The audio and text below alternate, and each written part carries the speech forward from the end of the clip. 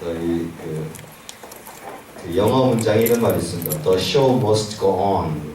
쇼는 계속돼야 돼요. 예를 들어 어떤 사람이 이제 그 서커스 쇼를 하고 있는데 그 아버지 부고가 이제 날라왔어요. 근데 이제 이 사람이 이제 부모님이 돌아가셨으니까 아버지가 가야 될 거 아니에요. 계속해서 이제 아무렇지도 않은 듯이 이렇게 희극을 계속 쇼를 하고 나서 마지막에 이제 이렇게 마무리까지 다 했는데 그때 이제 어떤 사람이 물어봤죠. 왜 당신의 아버지가 돌아가셨는데 왜 안 가고 여기 이렇게 있습니까? 그랬더니 그분이 하는 얘기가 이렇게 돼요. The show must go on. 쇼는 계속돼야 합니다. 상관없이. 그래서 우리도 우리만도 계속돼야죠. 우리가 이제 지난 시간에 구약의 하나님, 신약의 하나님이 다르지 않고 또 이 구약에서 뿐만 아니라 신약에서도 지속적으로 이 성부, 성자, 성령 세 위격으로 계시는 하나님에 대한 이야기들이 결국 숨어 있지 않고 물론 때로는 좀 잘 보이진 않지만 이제 점차적으로 확대되어서 신약 성경에 이르러서 아버지, 아들, 성령에 이르는 확증되는 어떤 문제가 있지만 그러나 구약에서도 분명히 위격적인 부분 그 다음에 한 분 하나님이라는 것, 이 두 가지가 동시적으로 존재하고 있다는 것을 여러분들과 함께 지난 시간에 보았습니다. 그래서 이제 이 구약에 있어서 가장 중요한 것은 그래서 하나님은 구약이든 신약이든 삼위일체 하나님이시고 성부와 성자와 성령으로 계시지만 세 하나님들이 아니고 몇 분 하나님이요? 한 분 하나님이시다. 이게 가장 핵심적인 요소입니다. 그런데 이제 간혹 이제 구약에서 유대주의자들, 유대인들은 그런 걸 인정할 수가 없죠. 그러니까 계속해서 기독교가 믿는 신앙에 대해서 문제를 제기했고요. 그런 문제 때문에 사실은 초대교회가 이단이 발생을 합니다. 왜 초대교회 이단들이 이렇게 많이 나타났냐면요. 사실은 예수님이 자신을 하나님의 아들이라고 얘기하고 자기를 하나님이라고 얘기할 때 유대인들이 그걸 받아들일 수 있었을까요? 없었을까요? 없었죠. 그러니까 막 참담하다는 얘기를 예수님한테 해댔고요. 저가 자신을 하나님이라고 똑같이 여긴다고 말함으로써 예수님을 오히려 죽이도록 노력을 했던 것이죠. 그러다 보니까 그 유대교적 영향을 받았던 사람들이 다시 교회에 여전히 있었고 이들이 교회 안에서 또 다른 이론들을 이야기하기 시작했는데 그 첫 번째가 뭐냐면 예수 그리스도를 믿어도 소용이 없다. 예수 그리스도를 믿는 것만 가지고는 구원을 받을 수 없고 반드시 할례와 유대인들이 지켰던 율법을 반드시 지켜야 구원을 받는다. 이렇게 막 주장을 했던 거예요. 그러니까 사도 바울이 이에 대해서 아주 강력하게 예루살렘에 있는 사도들에게 신청을 한 거죠. 도대체 뭐가 옳은지 좀 판단해 주십시오. 그래서 예루살렘 공회가 사도행전 15장에 열렸어요. 그래서 이제 네 가지 외에는 이방인들에게 멍에를 지우지 않는 것이 그것이 복음의 도리이기 때문에 또 다른 할례, 또 다른 율법을 준수하는 것이 아니라 신앙의 최소한의 규범을 가지고 믿음을 가지고 살아가는 것이 진정한 의미에서의 구원의 삶이다라고 하는 사실을 이제 이야기를 한 게 바로 사도행전 15장에 나오는 구절입니다. 그리고 나서 이제 조금 더 지나서 어떤 일이 벌어졌냐면 어떤 사람들이 이야기하는 거예요. 다른 복음을 이제 또 전했던 거죠. 그러니까 예수 믿는 것 외에 또 다른 식으로 구원을 얻을 수 있을 것이라고 이제 생각을 하게 되는 거죠. 이런 문제가 발생을 했고 또 한편 어떤 문제가 발생했냐면 하나님은 한 분이니까 예수님은 하나님일 리가 없다. 그래서 이분이 좋은 선생님이긴 하지만 하나님일 수는 없다. 이렇게 막 주장하는 사람들이 생겼어요. 그러니까 교회가 아마 혼란을 겪었죠. 또 한편으로는 희락 철학의 영향을 받아가지고 이 하나님이 어떻게 육신이 될 수 있느냐. 육신이 될 수 없다. 그러니까 예수님이라는 사람이 성육신을 했어도 만약에 했다면 이건 그냥 인간일 뿐이고 어느 순간에 세례를 받고 나서 하나님의 아들로 된 것 뿐이지 그게 진짜 하나님이 아니었거나 아니면 그냥 우리 눈에는 보인 것처럼 나타나셨을 뿐이지 실제로 오신 것은 아니라고 하는 식으로 계속 주장을 했던 거죠. 그러니까 여러분들이 성경을 읽으면 신약시대에 여러 이단들이 있는데 뭐 손할례당, 율법주의, 그 다음에 뭐 적그리스도 이런 얘기들이 막 나오기 시작하는데요.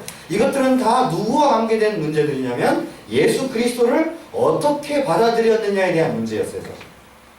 그러니까 여러분 우리가 예수를 믿고 구원을 받는다는 것은 하나님의 자녀가 되고 그 은혜로 말미암아 우리가 그 하나님의 영원한 생명을 얻게 되는 거잖아요. 누구를 통해서만 얻게 돼요? 예수 그리스도만을 통해서 얻게 되는데 다른 사람들은 그것 말고도 또 다른 어떤 것이 있을 것이라고 자꾸 주장을 했던 거죠. 그 중에 제일 많이 주장했던 사람들이 바로 유대인. 그래서 그 사람들을 가리켜서 율법주의자라고 얘기를 했어요. 왜냐하면 구원은 믿음으로 얻어요, 행함으로 얻어요. 구원에 대해서 얘기해요. 행함이 필요 없다는 게 아니라 구원은 믿음으로 얻어요, 행함으로 얻습니다. 당연히 믿음으로 얻죠. 이게 예수님께서 전한 복음 아니에요? 그런데 이거를 다 무시해버리고 어떻게 해요? 또 다른 행위를 해야만이 구원을 받을 수 있다 이렇게 주장합니다. 이것이 사실 율법주의. 율법주의라는 말은 율법을 지키지 말자라는 뜻이 아니라 율법이 구원에 이르는 기능을 한다 이렇게 얘기를 합니다. 그럼 여러분 어때요? 율법이 구원에 이르는 기능을 합니까 안 합니까? 율법은 원래부터 처음부터 구원에 이르는 기능을 할 수가 없었어요. 율법은 연약하고 율법은 원래부터 약하다는 우리가 약하다는 사실을 보여주기 위한 하나님의 표시였어요. 그러니까 이 율법으로 너희가 도저히 구원을 받을 수 없다는 걸 보여주는 몽학 선생님이었어요. 그런데 이 율법으로 구원을 받자고 했으니까 얼마나 심각한 문제가 벌어졌고 율법으로 구원을 받자고 했으니까 어떤 문제가 발생했어요? 예수 그리스도의 구원의 진리의 역사가 무너져버리는 일들이 벌어지게 됩니다. 그렇지 않겠어요? 오직 예수 외에 또 다른 것이 있다면 여러분 예수님이 오실 필요가 있었어요? 없었어요? 좀 다 부정해버리는 거예요. 이런 문제가 이 당시 초대교회 안에 발생을 했던 거죠. 그러니까 이제 신약을 기록할 때도 사실은 이런 예수 그리스도에 대한 바른 신앙 고백이 주류를 이루고 이 신앙 고백의 문제에 가장 중요한 역할을 했던 것이에요. 그러니까 예수님 자신도 이 신약에 오셔가지고 예수님이 하신 말씀이 뭐냐? 자, 너희들이 구약에 대해서 잘 알고 있는데 너희들이 구약을 그렇게 잘 안다고 하면서 어떻게 누구를 못 알아봤어요? 그 구약이 말하려고 했던 그분을 못 알아본 거예요. 근데 너희가 눈이 있어도 보지 못하고 귀가 있어도 듣지 못하는 일이 벌어져 버리는 거예요. 그래서 예수님께서 하신 말씀이 여러분들에게 내가 누차 강조하지만 요한복음 5장 39절 이제 암송하시죠? 요한복음 5장 39절 너희가 영생을 얻기 위하여 성경을 상고하거니와 이 성경은 나에 대한 것이다 이렇게 말씀합니다. 그러니까 예수님 자신도 오셔서 하신 말씀이 나를 보는 사람이 있고 누구를 보는 거예요 이제? 아버지를 보는 것이고 나로 말미암아 자꾸 누구로 갈 수 없어요? 아버지께로 갈 수 없어요. 그리고 구약이 가르쳤던 모든 예언과 구약이 말했던 그 핵심은 다 누구를 향한 거였어요? 나를 향한 것이 이렇게 말씀을 하신 거죠. 그렇기 때문에 이런 어떤 그 성경이 말하고 있는 이 기본적인 신구약 성경의 주제가 하나로 통일이 되고 이 주제는 누구예요? 예수 그리스도라는 거예요. 그래서 이 예수 그리스도에 대한 복음이 바로 성경 전체의 핵심. 여기서 핵심이라는 말을 오해해가지고 물론 조금 이따 이야기를 하겠지만요. 핵심이라는 말을 오해해가지고 막 성경에 나와 있는 단어 하나 그 다음에 글자 하나 상징 하나를 전부 다 예수 그리스도로 해석하는 일이 우리에게 종종 있는데 그런 얘기를 하는 게 아니라 그 큰 사건 속에 있는 가장 중심적인 이야기가 누구다고요? 예수 그리스도라는 거예요. 창세기 3장 15절에 여기서 원시복음이 나오는데 뱀의 후손과 여자의 후손을 대조시켜서 이야기하죠. 여러분 도표에 보면 38페이지 보면 여기 제가 또 아주 이쁘게 다 그려놨어요. 이쁘진 않네요. 간단하게 그려놨는데 너의 후손, 이제 뱀의 후손을 얘기하는 거예요. 너의 후손이 여자의 후손이 뭘 상하게 해요? 발꿈치를 상하게 해요. 그런데 여자의 후손은 뭘 상하게 해요? 뱀의 머리를 상하게 해요. 이 사건이 어디에 또 나타나냐면 사실은 구약의 출애굽에서 노뱀 사건으로 나타나요. 이게 사실은 그게 그 모습을 정확히 보여주고 있고 이 사건을 다시 예수님이 요한복음 3장에서 다시 가져오셔서 이 사건이 사실은 누구를 향하고 있었다는 걸 가르쳐 주셨어요? 자신. 그래서 이 사건의 결과가 뭐냐? 하나님이 세상을 이처럼 사랑하사 독생자를 주시니 이는 저를 믿는 자마다 멸망치 않고 영생을 얻게 하려 하시니라. 이 복음의 메시지가 바로 어디서부터 출발해요? 참 타락함으로부터 출발. 우리는 타락이라는 말에 너무 집중한 나머지 타락 그것만 생각하는 경향이 있는데 사실은 인간의 타락은 우리가 잘못하고 하나님 향하여 범죄한 것이지만 그럼에도 불구하고 하나님 어떻게 행하셨어요? 어떻게 행하셨어요? 하나님께서 만약에 정말 이 타락으로 인해 인간을 완전히 다 죽이려고 하셨으면 처음에 죽이셨겠죠. 그죠? 그러나 죽이시지 않고 어떻게 행하셨어요? 하나님께서 자, 아담 가에게 뭘 입히셨어요? 가죽옷을 오히려 입히셨어요. 또 약속을 하십니다. 자, 심지어 가인을 얘기를 들어볼게요. 가인이 사실은 하나님의 백성이 아니고 어떻게 보면 반대편에 있는 이제 백성이 되는 거잖아요. 그런 가인이 누구를 죽였어요? 아벨을 죽였음에도 불구하고 똑같이 죽이시지 않고 어떻게 했어요? 이마에다가 표시를 해가지고 도리어 아무도 죽이지 못하게 하시. 그 구약이 말하고 있는 여러분 그 본문들의 결론들을 잘 한번 읽어보세요. 그러면 그 어떤 사건에서 하나님의 심판이 있을 수도 있지만 궁극적으로 그 심판 다음에 뭐가 있어요? 반드시 회복이죠. 회복. 은혜. 회복. 그래서 이 구루터기라는 말을 하시고 또 여러분 엘리야 있을 때는 남은 자 몇 명 있어요? 7,000명이 남아있어요. 그러니까 사실은 이 구약 성경이 보여주고 있던 전체적인 내용은 바로 이제 신약에 오실 예수 그리스도 통해서 우리에게 은혜를 주시고 구원을 주신 하나님의 계획과 역사가 있다는 사실을 우리들에게 보여주고 있습니다. 그죠? 그러니까 구약을 읽을 때는 구약은 힘든 책이다, 은혜로운 책이다. 잘 적응이 안 되시는 것 같아요. 자, 구약은 힘든 책이다, 은혜로운 책이다. 은혜로운 책이다. 제가 막 힘든 책이고 어려운 책이라고 하니까 여러분들 대답을 못 하시겠죠, 그죠? 자, 힘든 책이에요, 은혜로운 책이에요? 은혜로운 책. 그래서 여러분 우리가 율법만 보게 되면 하나님의 정확한 계획을 못 찾아요. 왜냐하면 율법 속에 숨어있는 그리스도를 통해 우리에게 주실 구원을 우리가 발견해야 되는데 그것을 가장 잘 발견한 책이 뭐냐면 히브리서예요. 사실은 정확하게 히브리서를 통해서 하나님께서 어떻게 이 구약의 율법이 우리들에게 제공되고 있는지를 보여주고 있는데 그 전에 먼저 우리가 이 문제를 살피기 전에 한 가지 반드시 알아야 될 게 뭐냐면 그리스도를 통해서 읽는다는 게 뭐냐. 우리가 간혹 잘못하면 뭐도 그리스도이고 뭐도 그리스도고 뭐 홍색실, 자색실, 청색실 하면서 막 다 그리스도라고 경향이 잘못하면 나타나서 성경을 우리 마음대로 영적으로 읽는다고 하는 핑계 때문에 우리 마음대로 읽어버리는 경향이 생겨요. 근데 그거는 잘못된 읽음이에요. 그러면 그리스도를 통해서 읽는다는 게 뭐냐? 여러분, 그리스도를 통해서 읽는다는 것은 그리스도가 중심이라는 것을 인정하는 읽음입니다. 그러니까 여러분들이 40페이지 넘어가시면 이 박스 안에 있는 거 있잖아요. 구약 전체는 그리스도라고 말하면 안 돼요. 뭐라고 말해야 되냐면 구약의 모든 예언과 구약의 핵심적인 이해가 누구다? 그리스도라고 얘기해요.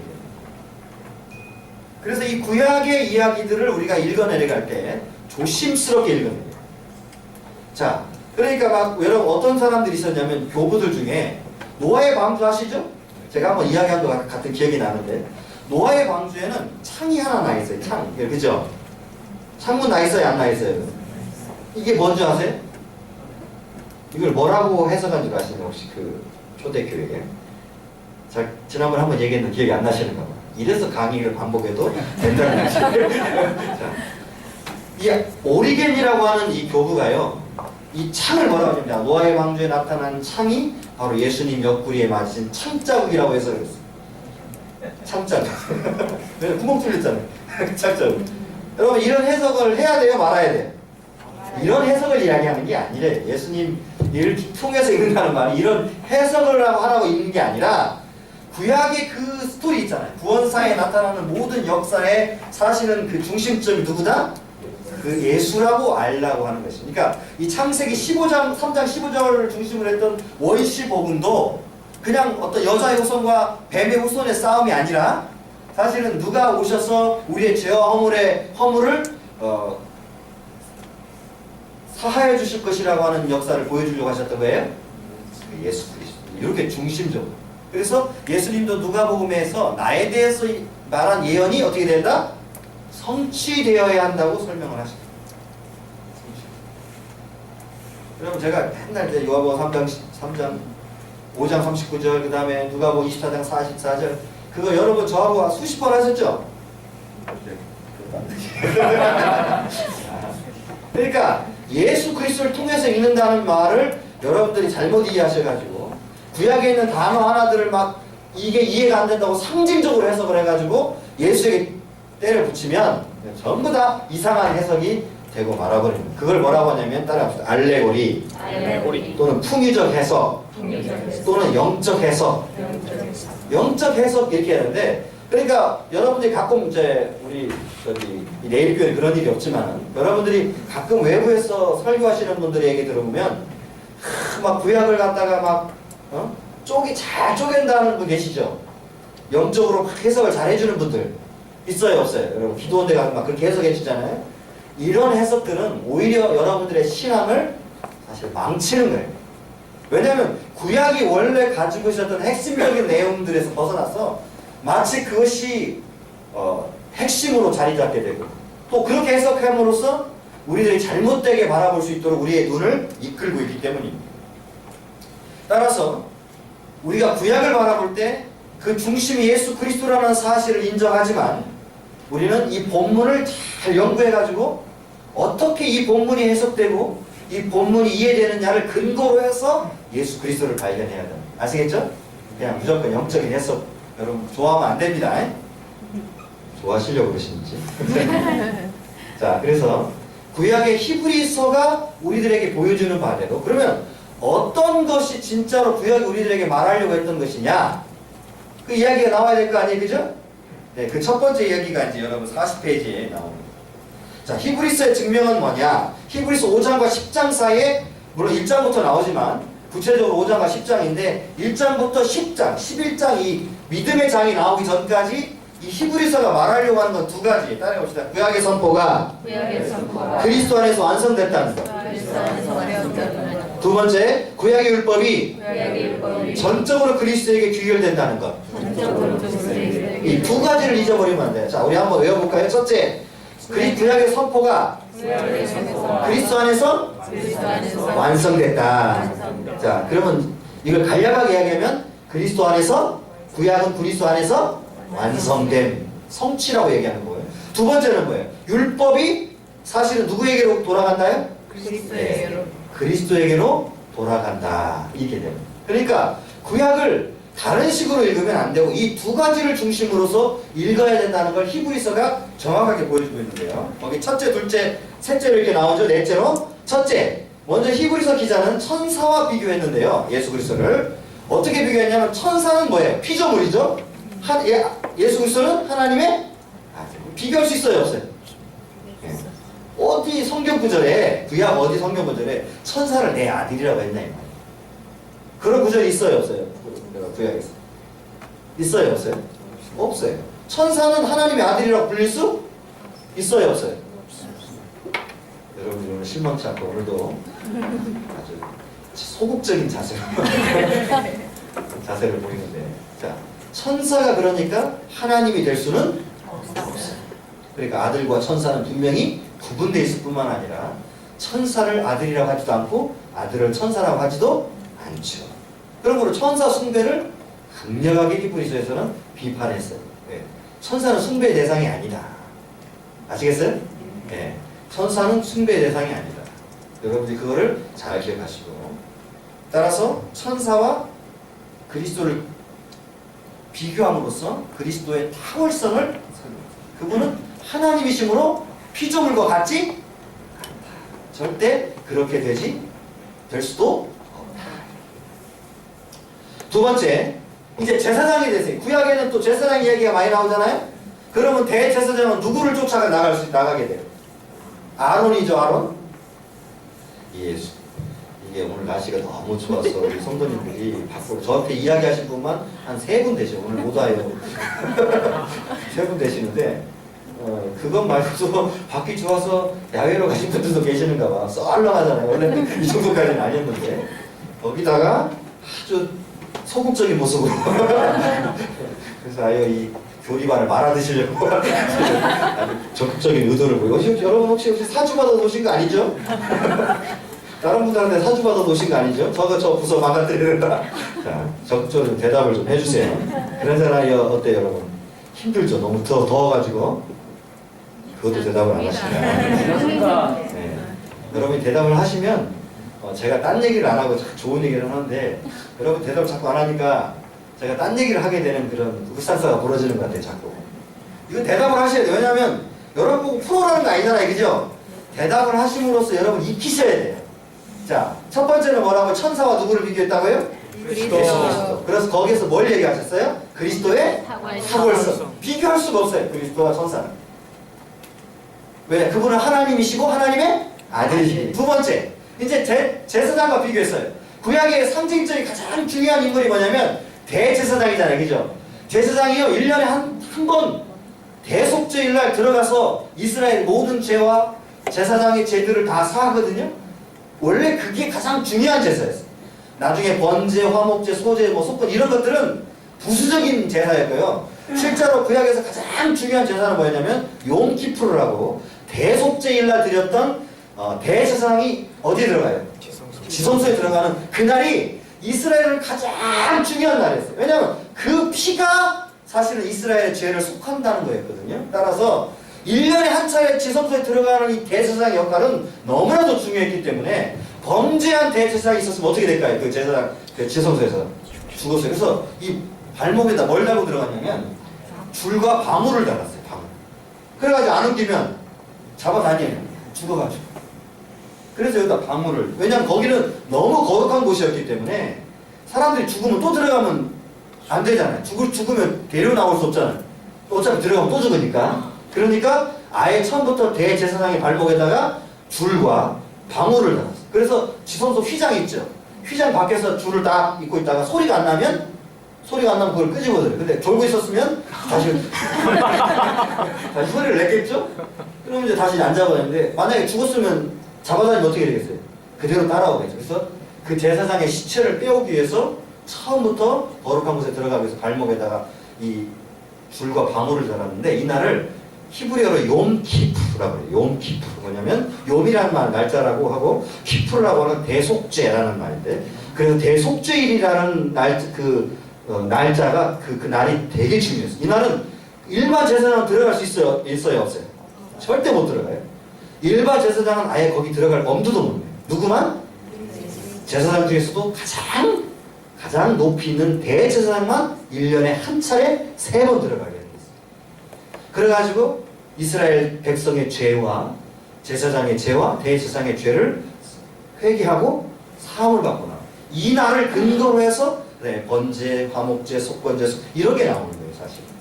그러니까 왜 히브리서가 대제사장을 지목해서 구약의 가장 핵심적인 요소로 끄집어들였냐면 바로 구약도 율법을 지킴으로 구원을 받았던 게 아니라 사실은 무엇으로 구원을 받았다? 피로. 피. 그래서 이 대제사장이 들어가서 그 지성소에 있는 덮개 양 그 그룹에다가 피를 바르고 있죠. 이 피를 통해서 하나님께서 구속하셨다는 것을 이미 구약에서 보여주셨어요. 그러니까 많은 사람들이 율법을 지키면 구원을 받아요. 율법을 못 지키면 구원을 못 받아요. 이렇게 되는데 그럼 이스라엘 백성 다 죽어야 돼요. 그런데 다 죽었어요? 안 죽었어요? 왜 안 죽었냐면 그 죄들을 바로 대속죄일 날 갖고 대속죄를 또 하는 거 있어요. 뭐예요? 아사셀 염소. 아사셀 염소. 지난번에 한번 제가 이야기 드렸죠. 광야로 보냈는데 갑자기 염소가 살아돌아와요. 그래가지고 미드라시에서 이 야사셀 염소하는 방식을 바꿔버렸어요. 어떻게 바꿨냐면 예전에는 광야로 그냥 내보냈거든요. 근데 이게 살아 들어오니까 이게 죄가 살아 들어오는 거잖아요. 그러니까 시커하니까 이 아골골자 위에서 이 염소를 뒤로 해가지고 떨어뜨려가지고 죽이는 아예 죽는 걸 확인하고 일을 시작해요. 이게 그 사람들이 결국은 이걸 보조하기 위해서 만들어낸 법인데 이런 이 속죄도 역시 이스라엘의 속죄도 반드시 피였지 그들의 율법 지킴이 아니었어요. 율법 지키면 와서 또 회개하고 율법 지키면 와서 못 지키면 와서 회개하고 그죠? 그런 기회가 있었어요 없었어요? 이스라엘 백성이 당연한 그러니까 율법을 지킴으로 구원을 받았던 게 아니라 율법을 어겼더라도 하나님께서 마련해 주신 은혜의 방편을 통해서 뭘 받아요? 구원을 받게 됐던 이게 뭐예요? 신약의 예수 그리스도의 보혈을 상징했던 거예요. 그래서 대속죄. 그래서 말한 대로 피가 없으면 뭐가 없어요? 최상이 있을 수가 없어요. 그게 구약의 핵심. 그러니까 그 피와 연결되어 있는 가장 중요한 인물이 누구예요? 대제사장. 그건 누구의 자손들이에요, 사실은?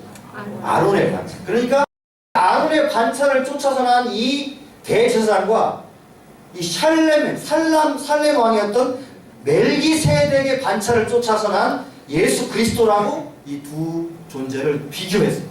그러니까 이 대제사장은 죄가 있어요, 없어요? 이 아론의 반차를 쫓아 나타난 이 대제사장들은 자기 죄가 있어요, 없어요? 있어요. 그러니까 자기가 자기 스스로 어떻게 할 수 없는 존재. 또 그들이 드렸던 재물 자체는 유한한 재물이에요, 무한한 재물이에요? 완전한 재물이에요, 불완전한 재물이에요? 불완전한. 그러니까 아론의 반차를 쫓아난 대제사장도 불완전하고 그들이 드렸던 짐승의 재물도 불완전한 거예요. 그러나 예수 그리스도는 하나님의 사람이에요. 하나님이시죠. 하나님이 사람이 되신 분이죠. 그러니까 이분은 어때요? 죄가 있어요, 없어요? 없어요.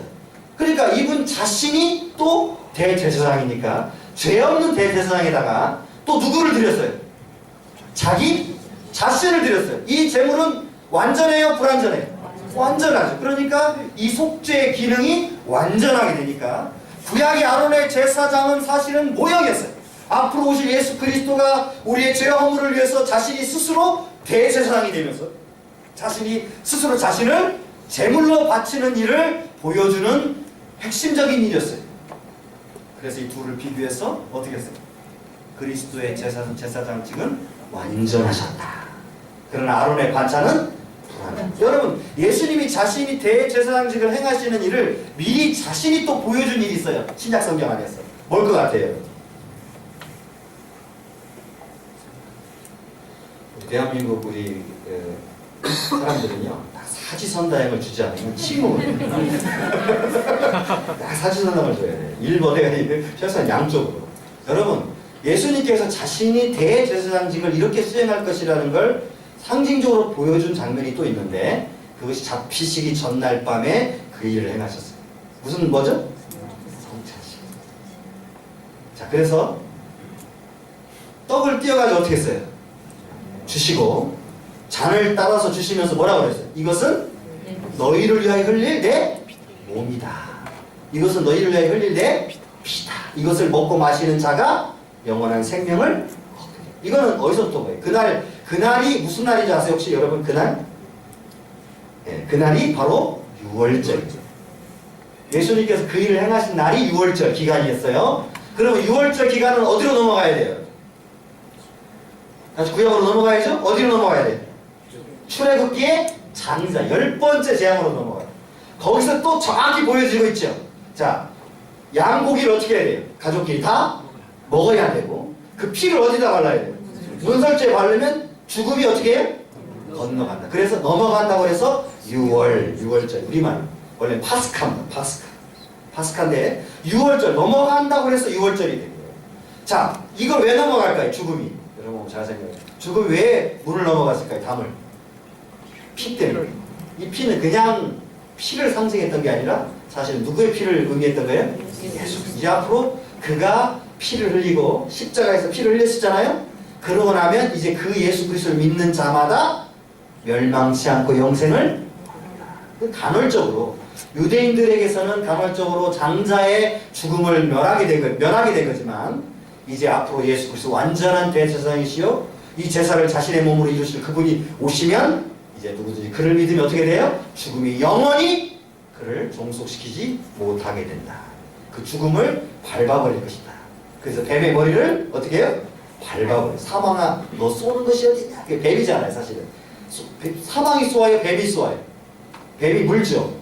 그것을 상징적으로 표현한 거예요. 이 뱀으로 인하여 나타나는 죽음을 사망아 너의 쏘는 것이 무엇이냐 이렇게 묻는 거라. 그러니까 그 여자의 후손이 이제 오셔서 뱀의 머리를 어떻게 해요? 밟아버려 가지고 영원히 이제 이 죽음이 그들의 백성 가운데 역사하지 못하도록 합니다. 이거는 인간의 분노가 개입됩니까? 개입되지 않습니까? 전혀 개입되지 않아요.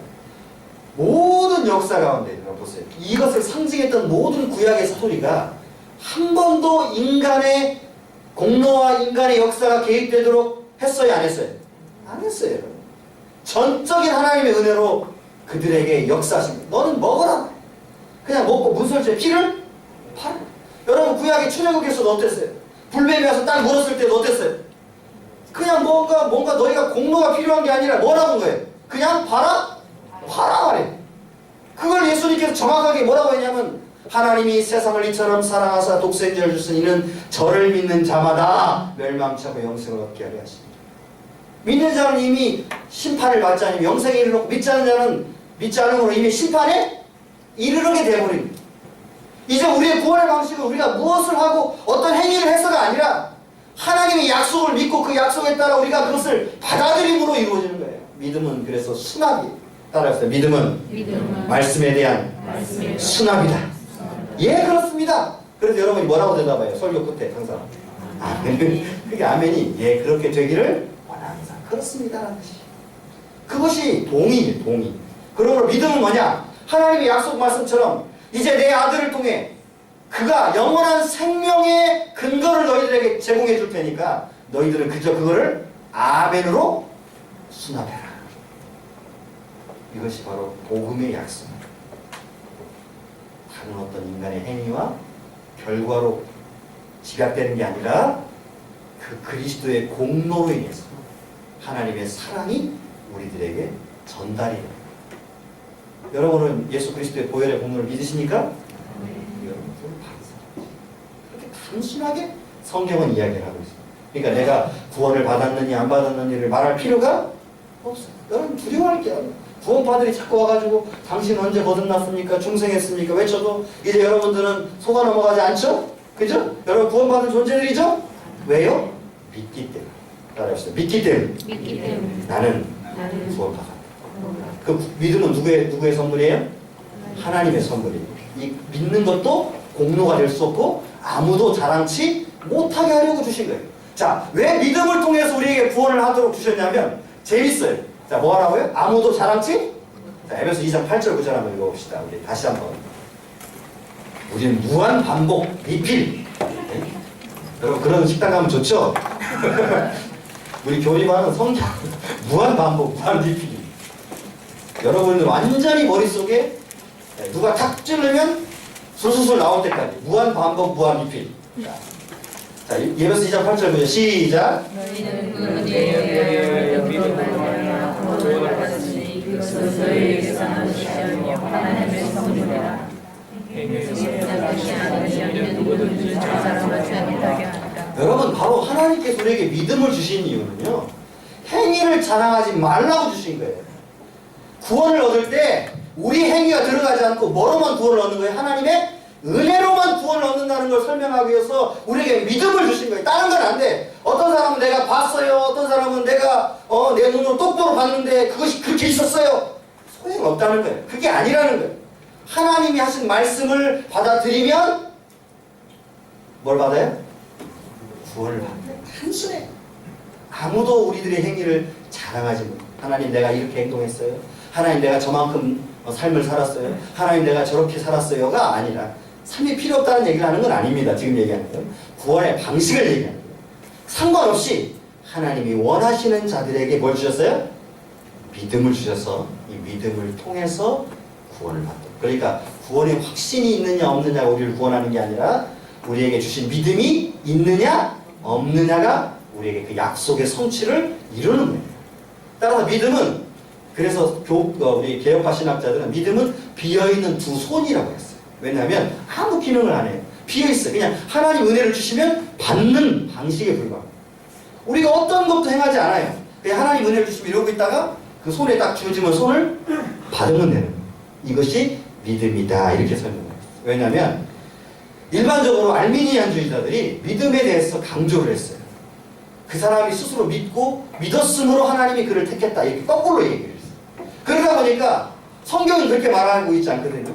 하나님의 믿음을 주신 사람만이 그를 믿을 수 있다고 되어 있기 때문에 하나님의 전적인 은혜라는 것을 이 알미니안주의자들이 거부했어요. 그래서 개혁파 신학자들이 이 믿음을 이야기할 때 믿음은 공로를 이야기하는 게 아니라 따라 전적인 하나님의 그러니까 너무 감사합니다. 나 같은 죄인 살리신 주 은혜는 잃었던 생명 찾았잖아요. 이 여러분이 하신 일 있어요 없어요 여기서? 전혀 없어요. 그냥 단지 하나님이 약속한 말씀, 누구든지 예수 그리스도를 믿으면 구원을 받는다. 그러니까 여러분, 예수님 오른편에 있던 강도 어때요? 강도가 도대체 무슨 잘나는 것을 행했어요? 여러분, 강도에게 뭔가 선한 걸 발견할 수 있어요 없어요? 있었어요 없었어요? 그가 한 번 다 한잔한 거예요. 주님, 당신의 나라에 가면 나를 좀 기억해 주이소. 그랬더니 예수님이 네가 오늘 나와 함께 그가 나예요. 그분을 나의 주로 인정하는, 그냥 그분을 하나님으로 인정하는 그 순간에 그것이 바로 우리의 주님의 의의 공로로 덧입혀지는 역사가 이루어졌어요. 그래서 고린도 12장 3절 누구든지 성령으로 말미암지 않고는 그리스도를 주라 시인할 수 없게 되라. 사람이 마음에 믿어 의인이고 입으로 시인하여 이거 아무나 못해. 여러분 친구들 혹시 불신자들 있으시죠? 친구들에게 야 교회 가자 그러면 여러분 뭐라고 듣겠어요? 그래서 여러분 저도 잘 못하는 거잖아요. 그래 안 그래요? 여러분 친구들한테 교회 가자 그러면 뭐라고 그래요? 친구들이 안 믿는, 정말 안 믿는 친구들이 뭐라고 합니까? 솔직하게 얘가 미쳤나? 그죠? 그 사람들은 아무리 오라고 해도 안 와요. 물론 때가 되면 올 때도 있겠지만, 그래서 우리는 더욱더 전해야 되고요. 언제가 그때인지 모르니까. 그죠? 여러분의 가족과 형제와 친구들에게 이제 열심히 복음을 전하세요. 그런데 문제는 뭐냐면 하나님의 은혜가 아니고서는 교회당, 즉 예배당에 올 수도 없다. 따라합시다. 하나님의 은혜가 아니고서는 예배당에 올 수도 없다. 여러분이 그러니까 왔다는 것만 자체도 얼마나 복된 건지를 아셔야 돼요. 왜? 여기 오는 것도요 그렇게 쉽지 않아요. 제가 한 번은 전도를 하는데 이 친구가 한 번 고등학교 때 전도를 했어요. 얘가 온대. 그래서 아침에 전화했더니 띠띠띠, 그때는 이제 핸드폰이 없으니까 띠띠띠, 왜 이러지? 또 그거를 계속 전화하니까 안 받아요. 학교 교회 갈 시간이 다 돼갔는데, 그래가지고 어쩔 수 없이 혼자 교회를 갔죠. 그래 월요일날 만났어요. 너 왜 안 왔냐? 글쎄 전화기가 옆에 넘어져 있는 걸 못 봤네. 뭘 넘어져 있는 걸 못 봐. 자기가 뒤집어놓는 거. 아예 안 받으려니까, 아예 하고 싶지 않으니까요. 약속을 해놓고, 왜냐면 너무 친한 친구다 보니까 이 거부를 못 하는데, 그러니까 아예 아리바이를 제공하는 거죠. 딱 아침부터 딱 전화기를 뒤집어 놓고 자버린 거죠. 그래가지고 제가 여러분 네가 그렇게 해? 나도 머리가 있는 사람이야. 그래가지고 집으로 갔어요. 그 친구 집으로. 집으로 가가지고 막 두들려니까 괜히 어머니가 다 나와요. 막 눈 부시시면서 나오시는 거예요. 여러분이 안 다니시니까. 뭐냐 그랬더니 저 용준인데요. 그랬어요. 아 그래? 용준이 왜? 친구 이름을 못 대겠어요. 혹시 나중에. 있어요? 그랬더니 뭐라고 얘기하냐면 머뭇거리시는 거야. 있다고도 말 못하고 없다고도 말 못하고 그 있죠? 그래서 내가 들어가 버렸어요. 문 좀 열어서 들어갔어요. 그래가지고 숨어있는 거, 이불 속에 숨어있는 거를 끄집어 들어가지고 교회를 데려간 적이 있어요. 진짜 데리고 가기가 힘들어요 사실. 이렇게 친한 친구니까 그나마 그런 행동을 했지, 만약에 그 정도가 아니라면 여러분 절대 그건 못하잖아요. 그죠? 이 교회당, 예배당 온다는 것 자체도요 얼마나 힘든 일인지 몰라요. 근데 하나님의 말씀을 듣고 아멘 하는 일이 쉬운 일 같으세요 여러분? 쉬운 일 같아요? 어려운 일이에요? 어려운 일, 정말 힘들어요. 전도를 하면 너나 믿어라. 너나 믿어라. 그죠? 여러분 그런 얘기 많이 듣죠? 너나 믿어라. 자꾸 나한테 믿으라고 그러냐. 그게 바로 믿음이라는 것이 이 사람들 스스로의 공로에 의해서 이루어진 일이 아니라 하나님께서 주시는 선물이라는 것을 우리가 확인하셔야 돼요. 아무나 믿는 게 아닙니다. 자, 따라합시다. 아무나 믿는 게 아니다. 여러분들은 어떤 분이에요? 대단한 분들이죠. 믿고 계시니까. 이런 믿음을 여러분 함부로 소홀하게 여기면 안 돼요. 이런 걸 너무 싸구려로 만들어서도 안 되는 거예요. 하나님이 주신 당신의 아들과 맞바꾼 거예요. 당신의 아들을 아끼지 않냐고 우리에게 내어주심으로 주신 이 은혜를 우리는 너무 싸구려로 만들어가지고 세상의 가치와 맞바꿔버렸어요. 믿음이라고. 그러니까 이 믿음이라는 가치가 세상의 가치로 탈바꿈하고 나니까 이상하게 되어버리는 거예요. 여러분 절대 여러분들은 그런 삶을 살지 않기를 바랍니다. 더욱더 우리는 그분을 사랑하게 되고 그분 앞에 나아가게 되므로 그분의 말씀을 따라 살아갈 수밖에 없는 존재가 되는 거예요. 때로는 실패하고 때로는 넘어지지만 때로는 다시금 일어서서 우리의 어그러진 발과 다리를 펴고 길을 펴서 다시금 또 우리는 가야만 하는 존재들인 거죠. 히브리서 12장은 그래서 이렇게 이걸 쭉 얘기하고 나서 뭐라고 얘기하냐면, 자, 너희가 범죄를 했어. 죄에 대해 싸우다가 실패하고 넘어졌어. 근데 하나님께서 너희를 징계하실 거 아니냐? 그걸 저주라고 생각하지 말라고 얘기해요. 오히려 징계받지 않는 존재가 어떤 존재예요? 저주받은 존재. 왜? 하나님이 그와 상관이 없는 사람. 오히려 우리가 잘못했으면 당연히 뭘 받아야 돼?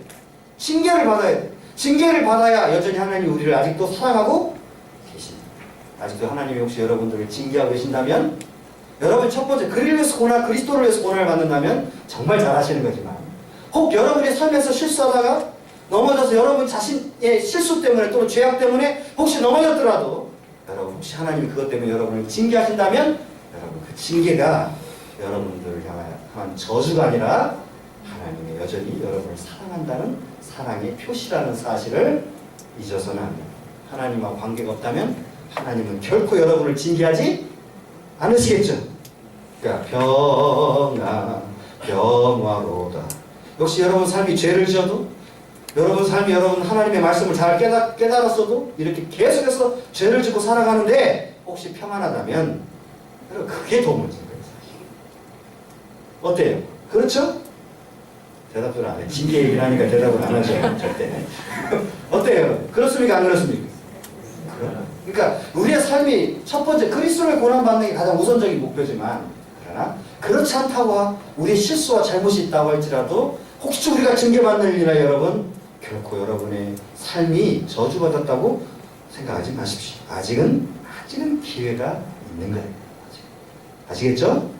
네. 세 번째, 성막은, 그래서 가장 중요한 성막에 대한 문제를 또 이제 이야기를 하면서 바로 그리스도가 교회의 머리 되심을 이야기를 하셨어요. 왜냐하면 성막은 사람들이 만들었잖아요. 거기는 지성소가 있고 성소가 있고 함부로 사람이 들어갈 수 있어요, 없어요? 그죠? 인간이 만들었으니까 언젠가는 이것이 없어집니까? 계속 존속합니까? 없어지고 파괴되고 언젠가는 쓰러지겠죠? 이 성막은. 그러나 우리 주 예수 그리스도가 세우는 교회는 결코 쓰러지지 않습니다. 그래서 그의 나라는 끝이 없는 거예요. 그의 나라는 영원하시, 그의 통치는 영원하므로 우리가 그의 몸으로서 통치받는 그 통치의 삶이 얼마나 아름답고 귀한 것인지 여러분들이 기억해야 됩니다. 내가 하나님의 나라와 그의 백성으로서 하나님의 존전 앞에 나와 예비하고 찬양하고 하나님의 일을 위하여 봉사하는 일이 얼마나 아름다운 일인지 여러분들이 기억해야 되는 것이 바로 내가 그분의 통치 아래 있다는 사실이에요. 그죠? 많은 사람들이 살아가는 삶의 모습 속에서 나의 힘든 것만 생각을 해요. 내가 어려운 것만 생각해요. 내 귀찮은 것만 생각해요. 그러다 보니까 하나님께서 우리에게 주신 이 은혜의 긍휼들을 막 망각하며 살아갈 때가 너무 많아요. 아우 이건 또 왜 해야 하나. 아마 여기 오기까지 여러분들도 내가 왜 여기를 가야 되나 수없이 되물었을지도 모르죠. 그러나 우리는 그런 속에서 언제나 하나님의 은혜와 긍휼을 생각하면서 바로 주님이 내 몸의 통치자이시고 우리 함께 모인 이 교회의 통치자이시고 그 통치는 영원함으로 그 어떤 피조물도 그 통치에 맞서서 대적할 수 없다. 그게 로마서 8장 39절 마지막 구절이 그 어떤 피조물이라도 우리 주 예수 그리스도 아니, 그래서 그리스도 아니라고 쓰는데 하나님의 사랑에서 우리를 끊을 수 없는 자. 이게 교회의 통치. 우리는 그 언약 속에 있는 사람입니다. 절대 여러분 뒤돌아보거나 물러서지 마십시오. 여러분들은 그래서는 안 되는 분입니다. 왜? 주님의 통치 가운데 있는 주님의 군사요 백성들. 오늘 마귀들과 싸우지라 죄악 벗은 외쳤잖아요, 그죠? 우리의 삶이 언제나 그래서 교회를 뭐라고 그러냐면 전투적 교회. 근데 그 가사 마지막 영광 그 영광 부분이 뭐라고 되어 있냐면 영어로 되면 글로리 글로리 할렐루야 글로리 글로리 할렐루야 글로리 글로리 할렐루야 The truth is marching on 이렇게 진리가 행진한다. 우리가 하는 게 아니에요. 우리의 삶 속에서 우리는 그저 주님의 능력과 역사 가운데 우리는 그분의 역사를 바라보면 되고 그분이 역사에서 진리가 살아서 숨쉬 주시고 진리가 살아서 역사하고 운행하기 때문에 우리는 그 뒤를 쫓아 따라가는 것뿐이, 만약 우리만 간다면 여러분 우리가 얼마나 힘든 존재가 되겠어요. 그러나 앞에 가서 앞서서 계신 주님, 우리의 대장 되신 그분이 앞서가심으로 그분이 이미 다 모든 사망의 권세와 사탄의 역사들을 다 결박하셨고 이미 승리하셨으므로 우리는 그분의 길을 뒤따라. 철로역정에 가면 이 크리스찬이요, 저쪽에 이제 장망성을 피해가지고 쭉 천성을 향해 가는데, 혹시 철로역정도 안 읽은 분 계시는지? 그건 아니죠?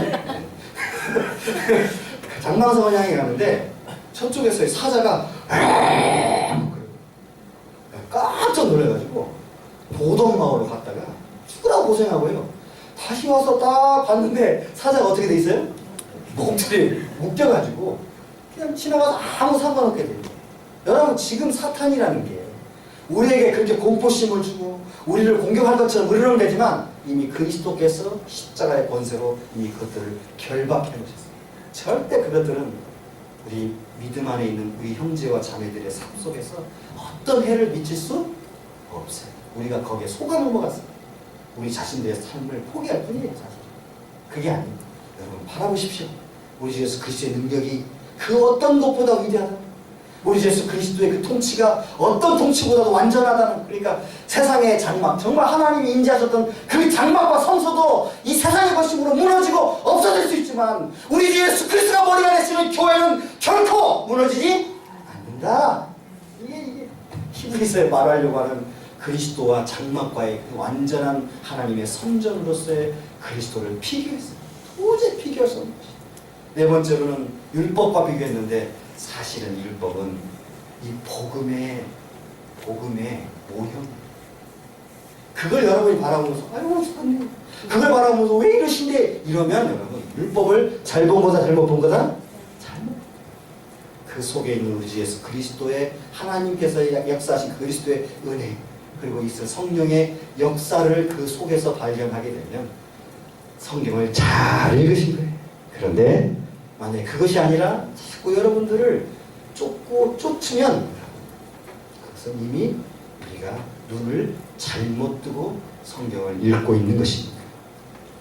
여러분들 이제 성경을 어떻게 읽어야 돼요? 구약을 읽을 때도 누구를 발견해야 돼요? 예수 그리스도. 그 속에서 이게 모형으로 주시고 그것들을 통해서 실체를 발견해요. 하실 수 있겠어요 이제? 네. 여러분 구약도 많이 읽으세요. 괜히 출애굽 안 된다고 신약으로 넘어가지 마시고, 출애굽 안에서도 하나님의 그 성령 역사, 이제 앞으로 이루실 그 우리를 구원하실 구원의 역사들을 여러분 발견하면서 다음에 만나를 주셨습니다. 우리의 삶에 살아가면서 우리가 구하지 않아도, 우리가 간구하지 않아도 주신 하나님의 이 먹여 살린 역사심이 있다는, 하나님이 어떤 것들을 향해서 우리를 지키시, 불기둥과 구름기둥으로 우리를 지키시는데, 여러분 이제는 불구기둥, 불기둥이 아니고 누굴 통해 우리를 지키셔요? 성령을 통해. 하나님 자신이 우리의 보호자가 되시지. 이게 여러분 여기서도 감경 안 하면 그만둬야 돼요. 여러분 어때? 막 소름이 돋아야 돼요. 그걸 읽으면서. 이 불기둥과 구름기둥도 봐도 대단했을 거 아니에요, 그죠? 근데 이제 누가 우리 안에서 역사하셔요? 성령이 말할 수 없는 탄식으로 우리 안에서 역사하시죠. 우리가 받는 고난과 우리가 받는 이 고난을 통한 역경을 통해서 우리 통해서 말할 수 없는 탄식으로 역사하심으로, 그걸 통해서 이제 모든 일이 협력하여 선을 이루도록 그의 자녀들이 얼마나, 그러니까 우리가 기꺼이 주님을 위해 고난을 받을 수 있는 사람들이 되어야 하는, 과연 이게 불기둥과 구름기둥과 비교할 수 있는 역사입니까? 성령의 역사. 여러분 눈에 보이는 것들이 없는 거, 이것이 여러분 과연 비교할 수 있는 역사일까요? 그러나 하나님께서는 이미 모형을 통해서, 야, 이건 네 눈에 보이지? 그러나 내가 구하는 것. 그런데 그 아들에게 뭘 줘요? 다 좋은 것으로 주시지 않겠어요? 하나님은 최고였어요. 그게 뭐라고 그랬어요? 다른 복음서 성령이라고 그랬어요. 너에게 성령 주시. 그 성령으로 말미암아 이제 그리스도를 주라고 내가 하나님의 자녀로서 아버지라고 우리가, 그리고 그 삶 속에서 우리가 정말 이제 세상의 정욕과 욕심이 아니라 나는 이제 주의 군사, 주의 군병이 되었어요. 십자가 뒤에 서서 십자가의 그 군기 앞에 따라가는 그 믿음의 병사로 살아가겠다. 여러분 다짐할 수 있는 삶의 역사가 이 복음에서 나타나잖아요. 이걸 읽고 감격하지 않으면 뭐가 되겠어요? 그러니까 선지자들도 뭘 외친 거냐면 베드로전서 여러분 1장 10절과 12절 지난번에 우리 처음에 읽었죠. 그들도 한 일이 뭐냐면 또 읽어야죠. 그러니까 10장 1장 10절에 12절. 자, 여러분 얼굴 보니까 또 읽어야 되거든요. 자, 베드로전서 1장 10절에서 12절. 선지자가 뭐 했느냐? 하셨죠? 네, 시작. 이 무엇을 위하여는 너희에게 이 말씀을 예언하는 선지자들이 영광하고 주를 살펴서 자기 속에 계신 그리스도의 영이 그가 주실 고난과 후에 받을 것의 영광을 미리 증언하여 누구를 또는 어떠한 예를 지시하는지 상상하옵니다. 이 선진마가 자기를 위한 것이 아니요 너희를 위한 것이니 계시로 알게 되었으니 이것은 하늘로부터 보내신 성령을 힘입어 복음을 전하는 자들로 이제 너희에게 알린 것이요 천사들도 살펴보기를 원하는 것이다. 여러분 이거는요 천사들도 할 수가 없는 일인데 그걸 우리에게 알게 하셨어요. 누굴 통해서? 선지자. 뭐냐? 그리스도의 복음. 네, 봅시다. 그리스도의 복음. 선지자들이 외친 게 딴 게 아니에요, 여러분. 바로 그리스도의 복음이에요. 이들 여러분들 이 이제 복음 전하도록 그것이 확실하다는 걸 보여주도록 하기 위해서 미리 그리스도의 고난과 그의 죽으심과 부활을 미리 선언했고요. 이제 그것들을 예수님께서 이 땅에 오셔서 완전히 성취하셨고 이제 여러분들이 그 복음을 믿지 않는 자들에게 전함으로써 이 역사가 이루어집니다. 그러니까 여러분이 복음을 전하는 자들의 아름다운 발이여 전하지 않으면 안 됩니다. 그러니까 선지자를 갑자기 여러분 막 우리가 선지자를 뭐로 생각하냐면 우리가 문화 속에서 여러분들은 선지자를 문화 속에서 어떻게 생각해요? 우리나라 문화 속에서 그래 그래서 좀 맞춰 수염이 툭 나가지고 가서 저쪽에 가면 네가 며칠 후에 귀인을 만날 것인데 거기 가면 그 사람이 너에게 말해 덩실 이게 선지자인 줄 알아. 그렇지 않아. 그래서 발람의 얘기를 잘 귀담아 들어요. 왜냐면 우리가 유다서 11절하고 유다서는 한 장밖에 없어요. 유다서 11장 11장이 아니고 11절인데 유다서 11절 유다서 같은 한 장 외우면 좋겠죠? 이건 아무튼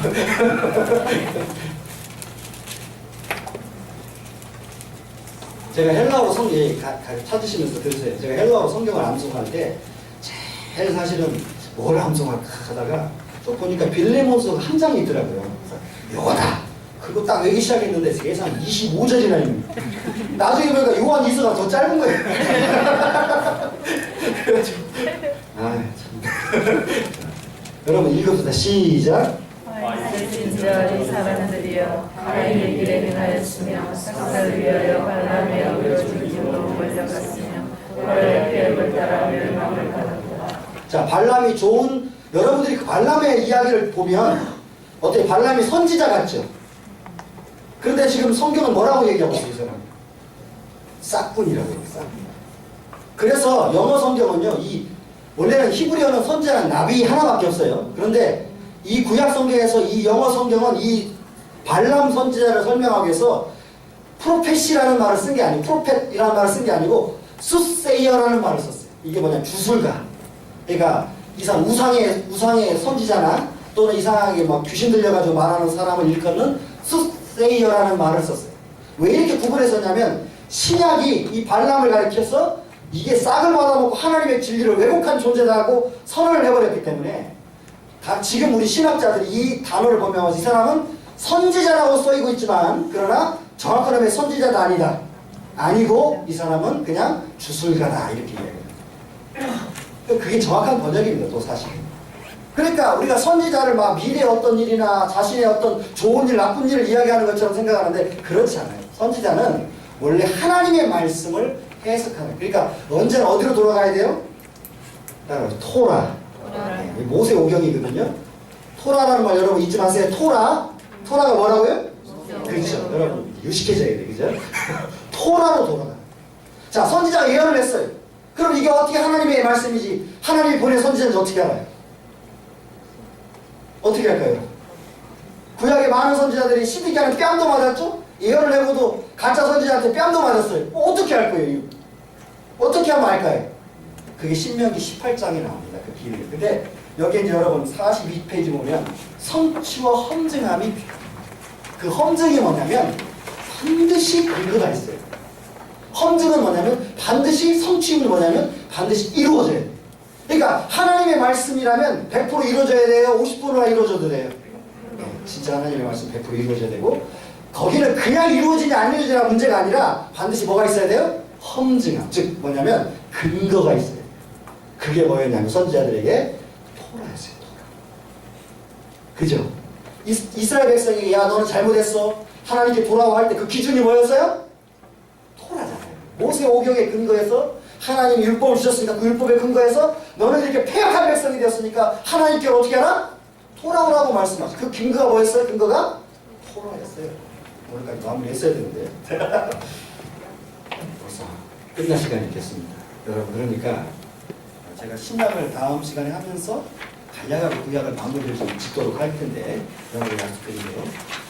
핵심은 다 얘기를 했어요. 문제는 뭐냐면 여러분들이 이제 하나님의 말씀을 구약을 읽을 때 구약은 복음의 전초요 모형입니다. 그러니까 괜히 거기서 여러분 두려워하거나 무서워할 거 없어요. 왜냐하면 같은 하나님이에요. 그죠? 다른 하나님이에요? 같은 하나님이에요?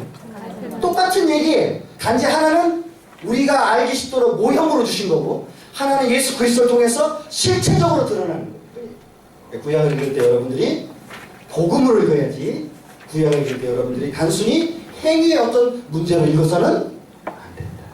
그 속에서 여러분 구약의 모든 하나님의 역사를 읽으면서 여러분의 구원에 이르게 하시는 하나님의 은혜와 능력의 역사를 여러분 구약 속에서도 그리스도를 통해 발견하시기를 바랍니다.